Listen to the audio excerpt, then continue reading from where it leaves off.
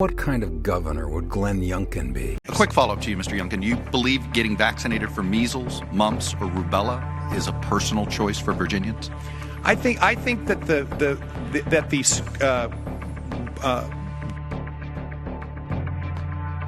The Lincoln Project launched this ad to mock Glenn Youngkin, a former private equity CEO now running as a Republican candidate for Virginia's gubernatorial race. Because when Youngkin was asked whether students should get the COVID-19 vaccine prior to attending school, just like they do for everything else, he responded, data associated with those vaccines is something that we should absolutely understand the difference between this vaccine. And we have a moment here.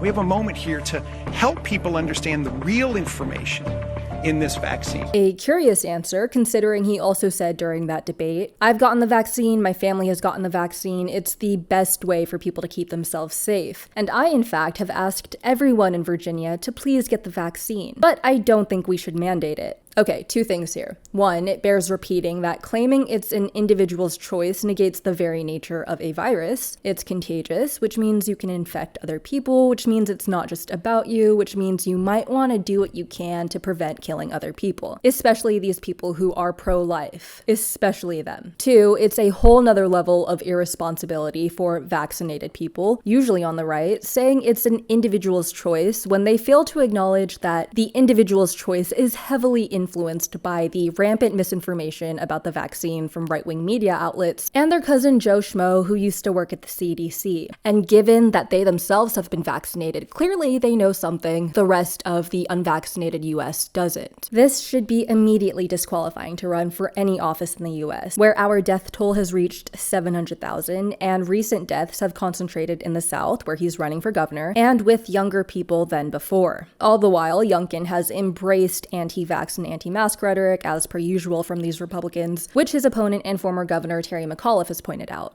Youngkin opposes requiring vaccines for healthcare workers and teachers. And despite the recommendations of the Centers for Disease Control and pediatricians, Glenn Youngkin is against requiring masks in schools. Keep in mind that this very wealthy former CEO has helped bankroll anti-vaccine Republican candidates and urged everyone who doesn't want to get the vaccine, for whatever reason, to seek an exemption from mandates. He's also vowed to reverse Governor Ralph Northam's policy requiring schools to follow guidelines set by the CDC. Meanwhile, nearly 80% of the state's voting age population has received at least one dose of the vaccine. Nearly 70% of Virginia voters support vaccine requirements at school, and 55% support businesses requiring vaccines for employees. And so, taking a page straight out of Trump's book, the Trump-endorsed candidate will act in his own interest while misleading others about the efficacy and research on the vaccine. Trump put out this morning, "Wow, the numbers are really looking good for Glenn Youngkin in this race against Terry McAuliffe for governor of Virginia.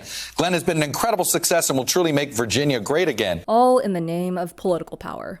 President Trump represents so much of why I'm running. And like Donald Trump, Glenn Youngkin refuses to take coronavirus seriously.